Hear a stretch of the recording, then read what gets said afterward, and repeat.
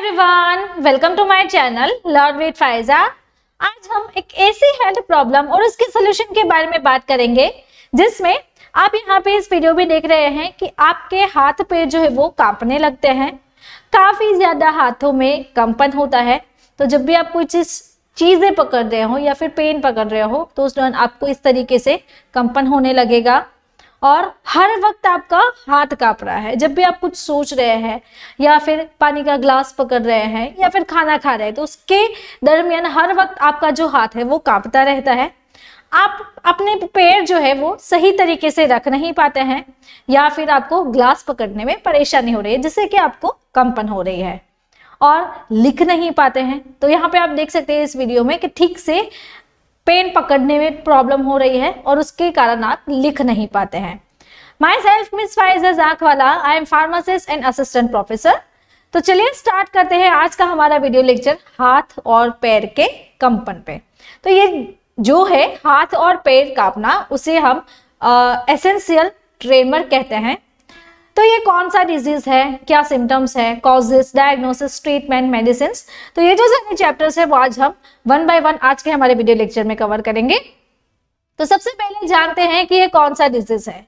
तो इसे medical term में ट्रेमर कहा जाता है। ट्रेमर को हाथ और पैर कांपना हिंदी में कहते हैं। तो ये जो है वो इनवॉल्यूंटरी नेचर है कि आप अपने खुद पे कंट्रोल नहीं कर पा रहे हैं कि आप अपने खुद पे कंट्रोल नहीं कर पा रहे हैं। जब भी कोई चीज आप कंट्रोल करते हैं तो उसे वॉल्यूंटरी कहते हैं। तो ये जो है वो इनवॉल्यूंटरी नेचर है, तो जिसके कारण आपके हाथ पैर जो है और आपकी बॉडी में कंपन होने यानी कि शेकिंग स्टार्ट होने लगता है।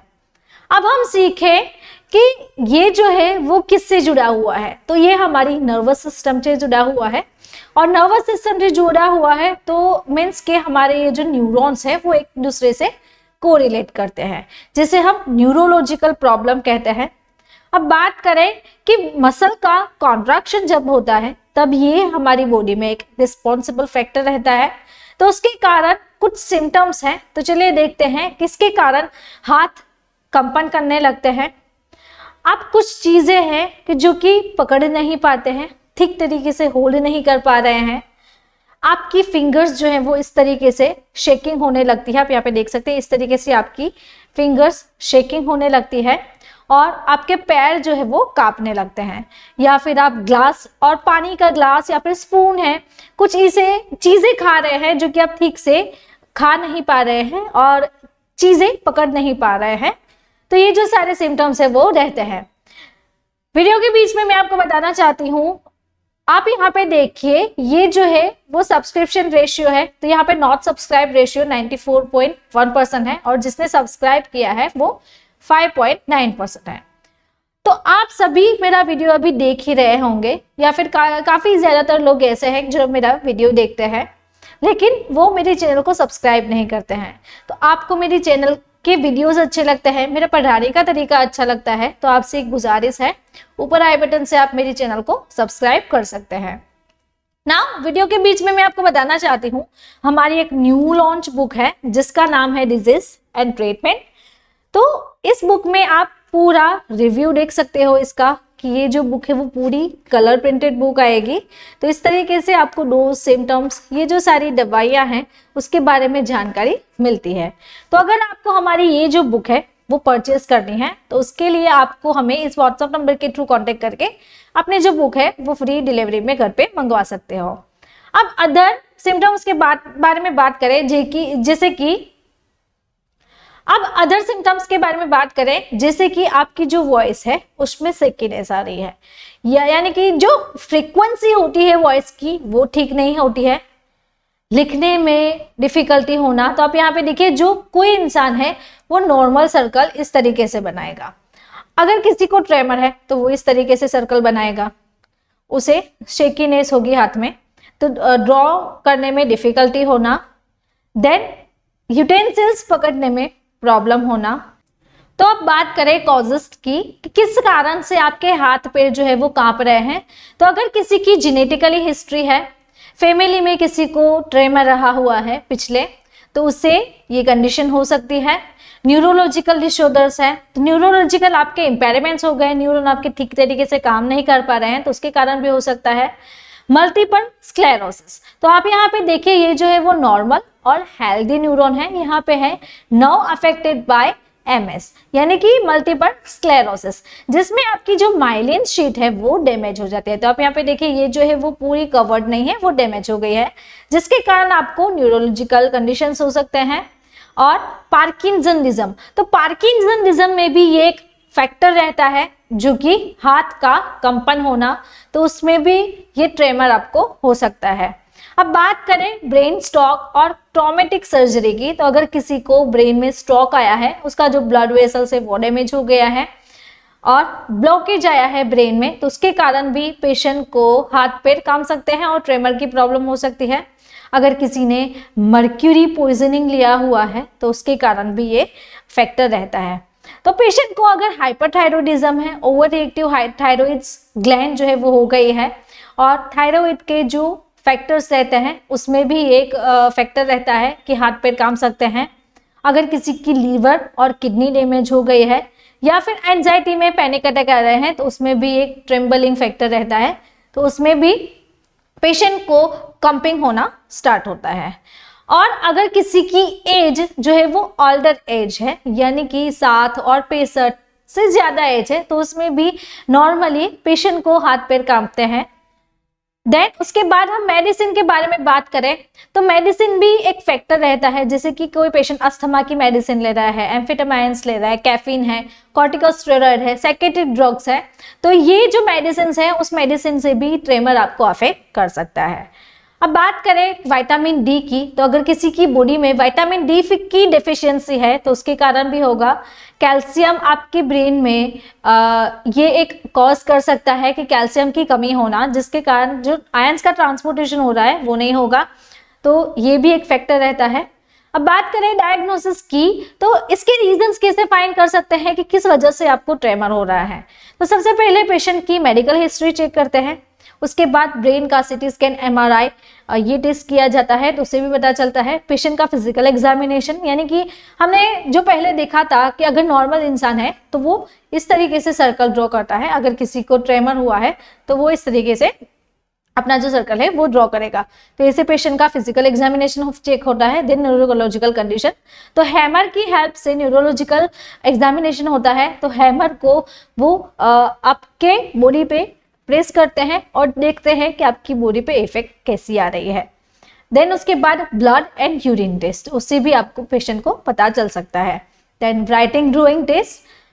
नाउ वीडियो के बीच में मैं आपको अगेन बताना चाहूँ, तो अगर आपको मेरे साथ ऐसे ही स्टडी करना अच्छा लगता है या फिर आपको एक एक्सपर्ट कंसल्टेशन चाहिए, तो उसके लिए आप मुझे इस व्हाट्सएप नंबर के थ्रू कॉन्टेक्ट करके अपनी हेल्थ प्रॉब्लम का सॉल्यूशन ले सकते हैं। अब बात करें ट्रीटमेंट ऑप्शंस की, तो कौन कौन सी ऐसी ट्रीटमेंट है जो कि ट्रेमर में उपयोगी है। तो सबसे पहले फिजिकल थेरापी। फिजिकल थेरापी में PT टेस्ट, ST टेस्ट यानी कि स्पीच थेरापी, किस तरीके से पेशेंट बोल रहा है, और ऑक्यूपेशनल टेस्ट। तो ये जो सारे टेस्ट है वो पेशेंट के होते हैं। उसके बाद जो है वो deep brain stimulation, DBS surgery options, तो ये भी होता है। तो यहाँ पे आप देखिए पल्स जनरेटर से ब्रेन्स के पल्स चेक करते हैं और उसके थ्रू पेशेंट की सर्जरी की जाती है। देन उसके बाद है मेडिसिन तो ऑप्शन की कौन कौन से मेडिसिन ट्रेमर में यूज की जाती है। तो चलिए सीखते हैं। यहाँ पे है प्रोप्रानोलोल टैबलेट। तो इसका जो डोज है वो 40 से 80 mg पेशेंट को दिन में 2 बार या फिर 4 बार प्रिस्क्राइब किया जाता है। प्राइमेडॉन टैबलेट, तो इसका डोज पेशेंट को 100 से 200 mg दिन में 2 बार प्रिस्क्राइब किया जाता है। नाउ वीडियो के बीच में मैं आपको अगेन बताना चाहूँ, तो आपको हमारे साथ ऐसे ही स्टडी करना अच्छा लगता है, और हमारी ये जो बुक है उसमें टोटल 125 डिजीजेस दिए गए हैं। तो अगर आपको ये बुक चाहिए तो उसके लिए आपको मुझे इस व्हाट्सएप नंबर के थ्रू कॉन्टेक्ट करके अपनी जो बुक है वो फ्री होम डिलीवरी में घर पे मंगवा सकते हैं। अब अदर मेडिकेशन के बारे में बात करें, जैसे कि अल्प्राजोलम, तो अल्प्राजोलम भी एक ब्रेन और न्यूरॉन को स्टेबल रखने में हेल्प करता है। तो इसका जो डोज है 0.25 से 1 mg दिन में 3 बार। देन क्लोनाजेपाम, ये भी अच्छी मेडिसिन है, पेशेंट को अनकॉन्शियस की कंडीशन में से बाहर निकाल सकता है, जिससे कि इसका डोज है 0.5 से लेके 5 mg दिन में 3 बार। देन उसके बाद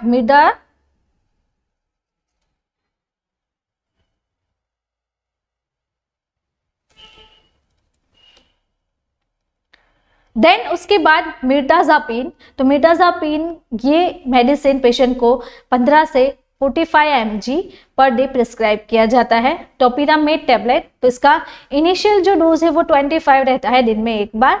गाबापेंटिन का यहाँ पे 100 mg है, तो 100 से 300 mg मैक्सिमम पेशेंट को दिन में एक बार प्रिस्क्राइब किया जाता है।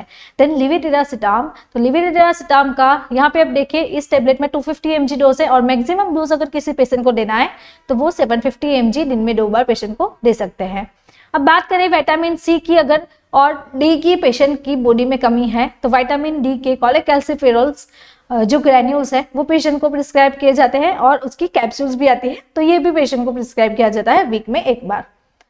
अगर नर्व सप्लीमेंट्स के बारे में बात करें तो अगर किसी की नर्व डैमेज हो गई है तो उसके लिए मिकोनोव फोर्ट जो कैप्सूल है वो प्रिस्क्राइब की जाती है। देन न्यूरोबियन फोर्ट, तो न्यूरोबियन फोर्ट ये जो है वो 1 टेबलेट पर डे, और मेकोनोव की आगे हमने जो देखी और न्यूरोबियन फोर्ट, तो ये जो है वो पेशेंट को कम से कम 3 महीने तक प्रिस्क्राइब करते हैं।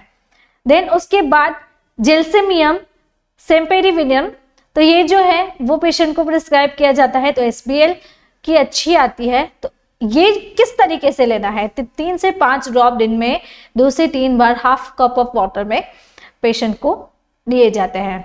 तो यहाँ पे अगारिकस मस्केरियस, तो ये भी SBL की आती है, तो ये भी सेम तरीके से पेशेंट को प्रिस्क्राइब करनी है। देन उसके बाद प्लम्बम मेटालिकम, ये भी पेशेंट को सेम तरीके से देना है। देन REPL 148 ड्रॉप्स, तो ये जो ड्रॉप्स है वो ट्रेमर में स्पेशली खास करके लिए उपयोगी होती है।